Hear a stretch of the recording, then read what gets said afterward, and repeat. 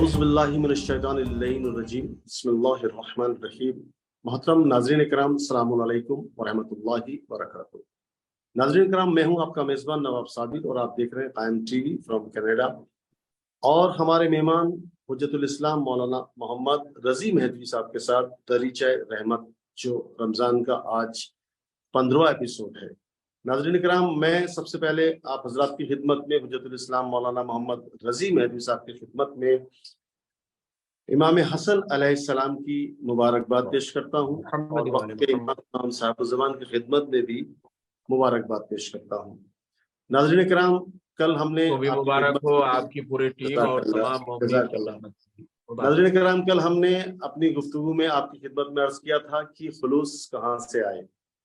तो मैं खुतबा फिदकिया, जिसमें बीबी सलामुल्लाह अलैहा ने तकरीबन कोई 20 फलसफे बयान किए हैं, जिसमें बीबी ने ये अर्ज किया कि इरशाद फरमाया कि अल्लाह ने नमाज को क्यों वाजिब किया, माँ बाप के एहतराम को क्यों वाजिब किया। बीबी फरमाती है कि अल्लाह ने रोजे को वाजिब इसलिए किया कि तुम्हारे वजूद में खुलूस आ जाए। बेशक बेशक। इस खुतबा फिदकिया से साफ जाहिर होता है कि रोजे से हमारे वजूद में खुलूस आता है, खुलूस पैदा होता है। अल्लाह ने रोजे को वाजिब इसलिए किया ताकि इखलास मोमिनीन का इम्तहान लिया जा सके।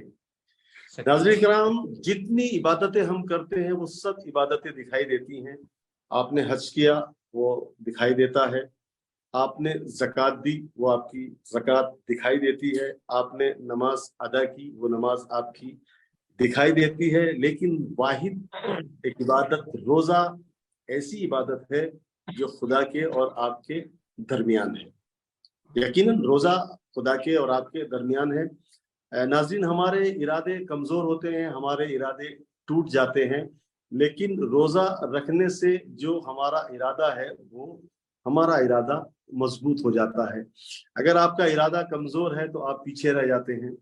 अगर आप खुद कहते हैं कल हम इस काम को नहीं करेंगे, लेकिन आपका इरादे की कोई हैसियत नहीं होती, वो इरादा आपका टूट जाता है, क्योंकि हम कल फिर उसी काम को करने लगते हैं। इसका मतलब ये है कि अगर आपका इरादा कुव्वत कमजोर है तो आप नाकाम हो जाते हैं, और आपका इरादा अगर कवी है तो आप जो है वो सफल हो जाते हैं। आप जो है अपनी जो मंजिल है वो मंजिल आपको मिल जाती है। क्योंकि अजाने फज्र से लेकर अजाने मगरिब तक हम इरादा करते हैं कि हम ना कुछ खाएंगे ना कुछ पिएंगे, लेकिन चाहें तो खा भी सकते हैं, पी भी सकते हैं।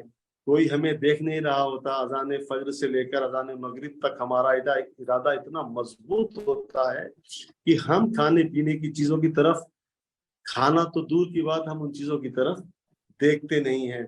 तो हम 30 दिन तक ये दुआ 30 दिन तक हम ये इरादा करते हैं कि हम ना कुछ खाएंगे ना कुछ पिएंगे ना कोई गलत चीज देखेंगे। तो मैं बारगाह खुदावंद आलम में दुआ गो हूँ कि खुदावंद आलम जिस तरह से हम इस 30 दिन में अपने इरादे को मजबूत करते हैं, क्यों ना हम पूरे साल अपने इस इरादे को मजबूत करें और जैसे खुदा चाहता है हम वैसे करें। नाज़रीन किराम, हमारे सामने हुज्जतुल इस्लाम मौलाना मोहम्मद रज़ी मेहदी साहब आज 15वीं इस गुफ्तगू में, जो इमाम हसन अलैहिस्सलाम की विलादत का दिन है, और हमारे सामने हुजूर मौजूद हैं। हुजूर सलाम अलैकुम व रहमतुल्लाहि व बरकातहू। अलैकुम अस्सलाम व रहमतुल्लाहि व बरकातहू। हुजूर, मैं सबसे पहले आपकी खिदमत में इस 15वें रोजे की मुबारकबाद पेश करता हूँ और आपकी खिदमत में ये भी अर्ज करता हूँ कि आप इमाम हसन अलैहिस्सलाम के हवाले से उनकी जिंदगी पर रोशनी डालें। जी बिस्मिल्लाह। औज़ु बिल्लाहि मिनश शैतानिर रजीम, बिस्मिल्लाहिर रहमानिर रहीम व बिही नस्तईन व हुवा खैरुन नासिर व मुईन, अम्मा बाद। तमाम नाजरीन और हाजरीन की खिदमत में और अपने वक्त के इमाम की खिदमत में विलादत इमाम हसन अलैहिस्सलाम और बिलखुसूस सफीर आज़ा जनाब नवाब साबिर साहब की खिदमत में विलादत इमाम हसन अलैहिस्सलाम की मुबारकबाद पेश करते हैं। इमाम की विलादत की तारीख 15 रमज़ान 3 हिजरी है और शहादत 28 सफ़र सन 50 हिजरी है। जिस आंगन में इमाम की पैदाइश हुई, जिस घर में इमाम की पैदाइश हुई, वो इस्मत मआब, जिस आगोश में इमाम पले वो इस्मत मआब, यानी ये आगोश भी सरदारों की थी। रसूल सैयदुल अंबिया फातिमा सैयदतुन निसाइल आलमीन जो उनकी माँ, अली मुर्तदा जो सैयदुल औसिया, और उनके भाई सैयदुल शुहदा, उनके चचा जनाबे उनके जनाब हमजा सैयदुल शुहदा। ये क्या है कि सरदारों के यहाँ पैदाइश हुई, सरदारों के घर में पले, सरदारों के यहाँ। इमाम हसन अलैहिस्सलातु वस्सलाम के फजाइल को मैं चाहता हूँ कि 3 हिस्सों में खुलासा करूं और उसे नाजरीन की खिदमत में पेश करूं। 3 हिस्सों में खुलासा किसी भी इमाम को के फजाइल का खुलासा अगर इन 3 हिस्सों के लिए में किया जाए तो जाहिर है कि एक जामे खुलासा होता है। नंबर 1, कहाँ पैदा हुए, किस घराने में पैदा हुए। जाहिर है घराना इंसान की खूबियों को बताता है। इंसान किसी इंसान को देखता है तो वो पता लगा लेता है, उसके आदात व अतवार से पता लगा लेता है ये फला खानदान का है, ये फला घराने का है। किसी ने हजरत अबू तालिब पे एक दलील दी है, बड़ी उम्दा दलील दी है। कह रहे कि अगर किसी के बाप को पहचानना है ना तो उसके बेटे के सिफात को देखो। अगर बेटा बाकमाल है तो इसका मतलब बाप भी बाकमाल है, अगर बेटा बाईमान है तो बाप भी बाईमान है। तो वो कहने लगा कि फिर यही कहूंगा कि मौला अली के को देखिए, अगर हजरत अबू तालिब को पहचानना है तो मौला अली को देखिए कि मौला अली कुल्ले ईमान है। एक इबादत क्या है, सकलैन की एक ज़रबत सकलैन की इबादत पर भारी है। तो इसका मतलब ये है कि हजरत अबू तालिब की कदर कीमत क्या होगी। और अबू सुफियान का ईमान देखना है वो तो अबू सुफियान को देख लीजिए। आगा वो मौला मुत्तकियान अली इब्ने अबी तालिब अलैहिस्सलाम के भी बाप हैं। बिल्कुल बिल्कुल बिल्कुल बिल्कुल, जाहिर सी बात है कि। और इसी तरह मुआविया इब्न अबी सुफियान के ईमान को देखना है, वो अबू सुफियान के ईमान को देखना है तो मुआविया इब्न अबी सुफियान के को देख लिया जाए, उसकी जिंदगी का मुताला कर लिया जाए। उसकी जिंदगी जैसी होगी उसके सिफात जैसे होंगे वैसे ही उनके बाप दादा के सिफात होंगे। जाहिर है कि पहली सिफत जो है, पहली चीज का खुलासा वो यही कि जिस घर में पैदा हुए वो इस्मत माब घर है, वो पाको पाकीज़ा घर है। वो क्या है, आलिया मुर्तदा जो इस्लाम लाने वाले पहली शख्सियत हैं मर्दों में। और जनाबे खदीजतुल कुबरा उनकी नानी होती हैं। जाहिर है कि इस्लाम लाने वाली पहली जात है और इन्होंने पैगंबर का साथ उस जमाने में दिया जब कोई भी साथ देने के लिए तैयार नहीं था, और उनके साथ को निभाया और अपनी दौलत क्या है पैगंबर के नाम पर, इस्लाम के नाम पर कुर्बान कर दी उनकी नानी ने, यानी खदीजतुल कुबरा सलामुल्लाह अलैहा। उनके दादा हजरत अबू तालिब, उनके वालिद अली मुर्तजा, और खुद नाना रसूल है, रसूल सैयदुल अंबिया हैं। तो जो बच्चा ऐसे घराने में पैदा हो रहा है उस बच्चे की कदर कीमत, उस बच्चे की कदर मंजिलत, वो खुद एक किस्मत माब होगा, वो खुद एक जो है मुजस्सम पैकरे मुजस्सम या पैकरे तहारत और मुजस्सम तहारत होगा। अब दूसरी चीज, दूसरा उन्वान वो क्या है, आयात इलाहिया। यानी इमाम हसन अलैहिस्सलाम के फजाइल, पहला फजाइल तो उनका घराना है, दूसरा फजाइल फजीलत क्या है, आयात इलाहिया है। आयात इलाहिया को यकीनन देखना बहुत जरूरी है। जैसे इन्नमा युरीदुल्लाह लियुज़हिबा अन्कुम अर्रिज्स अहलल बैत व युतहिरकुम तत्हीरा। जाहिर सी बात है कि हजरत उम्मे सलमा ने रिवायत की है। हजरत उम्मे सलमा उम्मुल मोमिनीन है, ज़ौजे रसूल है।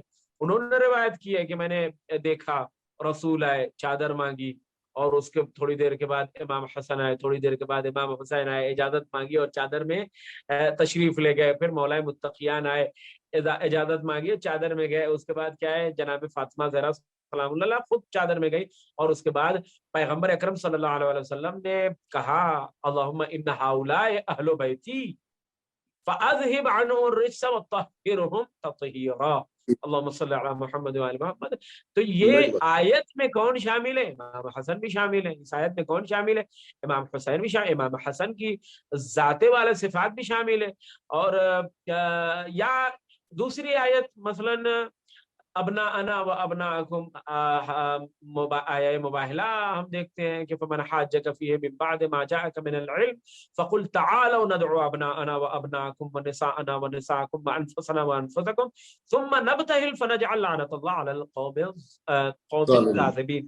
یا تو آپ اس میں بھی دیکھیں ابنانا کی جگہ پر کون ہے، نسانا کی جگہ پر کون ہے، انفسنا کی جگہ پر کون ہے. اگر کوئی اور بیٹے میں صلاحیت ہوتی تو وہ آ گیا ہوتا. صحابی کے بہت سے بیٹے موجود تھے، ابنانا کی منزل میں کیوں نہیں آئے؟ صحابی کے بہت سے صحابی موجود تھے. انفسنا کی منزل میں کیوں نہیں آئے؟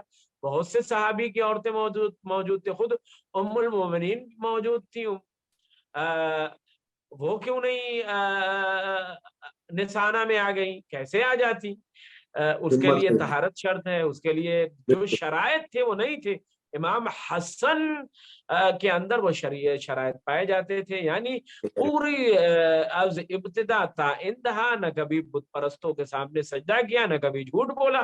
تو ایسے انسانوں کی ضرورت تھی. تو پیغمبر کیا ہے، امام حسن کو لے کر گئے. امام حسن انگلی پکڑے ہوئے، امام حسین کیا ہے، پیغمبر کی آغوش میں تھے. یہ دوسری چیز ہے، دوسرا عنوان ہے، یعنی آیات الہیہ کے ذریعے امام حسن کے صفات کو پہچاننا.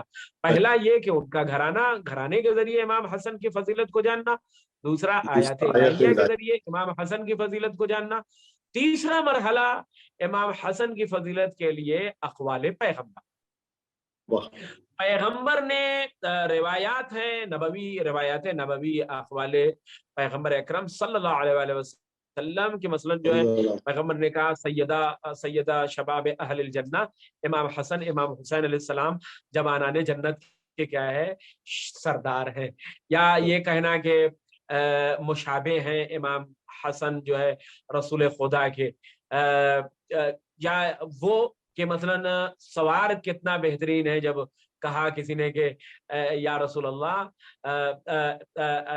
امام حسنین سے مخاطب ہو کر کسی نے کہا کہ سواری کتنی بہترین ہے، تو پیغمبر نے خود کہا یہ مت کہو سواری کتنی بہترین، یہ کہو سوار کتنا بہترین ہے اور کتنا عمدہ ہے.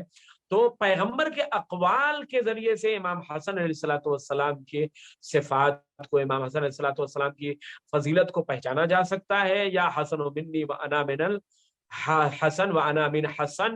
یا ایک روایت بڑی عمدہ ترین روایت ہے کہ ایک رسول خدا صلی اللہ علیہ وآلہ وسلم نے ارشاد فرمایا، اور اس کے بعد میں اپنی بات کو تمام کرتا ہوں، کہ رسول کہتے ہیں کہ لو کان العقل رجلا لکان الحسن. اگر عقل انسان کی شکل میں مجسم ہوتی تو امام حسن علیہ الصلوۃ والسلام کی شکل میں مجسم ہوتی. بہت بڑی فضیلت ہے جو پیغمبر نے اہل بیت رسول کے لیے، امام حسن علیہ الصلوۃ والسلام کے لیے ارشاد فرمایا. البتہ گزارش کروں گا ناظرین سے، ہم قائم ٹی وی دیکھنے والوں سے گزارش کروں گا کہ ہم گاہے بگاہے اہل بیت علیہ الصلوۃ والسلام کی زندگی کا مطالعہ کریں اور ایک معیار قرار دیں ان کی فضیلت کو سمجھنے کا. جو سب سے اہم ترین معیار کیا ہے؟ قرآن کریم ہے یا پھر پیغمبر اکرم صلی اللہ علیہ وسلم کی حدیث ہے. اب یہ نہیں دیکھا جائے گا کہ اہل سنت امام کی نگاہ میں امام کی قدر و قیمت کیا تھی، فضیلت کیا تھی، یہودی امام کو کیا کہتے تھے، عیسائی امام کو. نہیں، سب سے قیمتی کتاب ہمارے پاس قرآن کریم ہے. قرآن امام حسن کے بارے میں کیا کہتا ہے، رسول امام حسن کے بارے میں کیا کہتے ہیں. تو ہم اپنے معیار کو بلند کر کے امام حسن کی اور اہل بیت رسول کے قدر و قیمت کو اور فضیلت کو سمجھنے کی کوشش کریں. جزاک اللہ. ناظرین کرام، حجت الاسلام مولانا محمد رضی مہدوی صاحب نے امام حسن علیہ السلام کے گھرانے پہ گفتگو کی، اس کے بعد آیات الہیہ پہ گفتگو کی، اس کے بعد اقوال پیغمبر کے اوپر گفتگو کی. ناظرین کرام، میں آپ کی خدمت میں 4 مصرے عرض کرتا ہوں، اور امام حسن علیہ السلام کے حوالے سے ہماری آج کی یہ خصوصی نشریات تھی جو آپ کی خدمت میں ہم نے اس کو نشر کیا. قائم ٹی وی دیکھنے والے سدا آباد رہے، شاد رہے. یقیناً آپ بھی ہمارے لیے دعا کرتے ہوں گے. میں ملاحظہ کریں 4 مصرے پیش کرتا ہوں، آگاہ دیکھیں گے آپ بھی، اور انشاءاللہ پھر کل ایپیسوڈ میں خدمت میں حاضر ہوں گے. ملاحظہ کریں کہ نوکے قلم میں تیغ کے جوہر لیے ہوئے ہیں. واہ، کہنے کی کوشش کی ہے کچھ کہ نوکے قلم میں تیغ کے جوہر لیے ہوئے آئے حسن شجاعت حیدر لیے ہوئے. واہ واہ واہ واہ واہ واہ واہ واہ.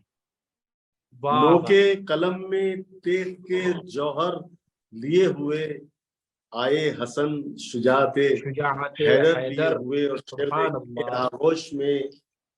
آغوش میں حسن کو لیے ہیں یوں مرتضیٰ. چوتھا مصرع دیکھیں کہ نوکے قلم میں تیغ کے جوہر لیے ہوئے، نوکے قلم میں تیغ کے جوہر لیے ہوئے آئے حسن شجاعت حیدر لیے ہوئے، اور آغوش میں حسن کو لیے ہیں یوں مرتضیٰ، شاخ چمن ہو جیسے گلے تر لیے.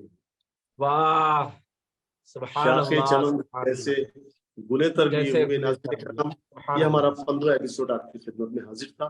انشاءاللہ العزیز ہم 16ویں ایپیسوڈ میں آپ کی خدمت میں پھر حاضر ہوں گے. تب تک آپ کا میزبان آپ سے اجازت چاہتا ہے. فقط والسلام. خدا حافظ.